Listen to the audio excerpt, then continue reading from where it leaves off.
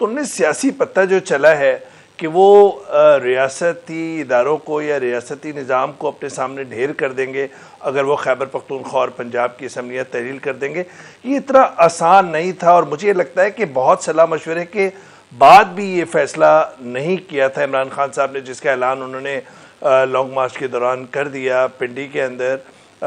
तो मुझे लगता है कि इमरान खान साहब का ये जो सियासी पत्ता है वो हाफ बेक्ड है। और परवेज़ इलाही साहब और उनके साहबजादे मुनिस इलाही साहब, चाहे वो उनके जितने भी करीबी साथी हों, जितने भी उन्होंने मुश्किल वक्त में साथ दिया हो, वोट ऑफ नो कॉन्फिडेंस में उन्होंने साथ दिया, लेकिन उन्होंने अभी आप देखिए कि दिलचस्प बात यह है कि इमरान खान साहब के नैरेटिव को तो उन्होंने बिल्डोज कर दिया और ये कहा कि जनरल बाजवा साहब जो हैं उन्होंने तो हमें कहा था कि आप तहरीक इंसाफ के साथ खड़े हो, जबकि गिले शिकवे थे इमरान खान साहब के कि जनरल बाजवा जो हैं उनके एमा पर शायद गालिबन उनकी हुकूमत जो है वो रुखसत हुई है और अमेरिका की मुबैना साजिश वगैरह वगैरह वगैरह। तो अब कहाँ पे खड़े हैं इमरान खान साहब?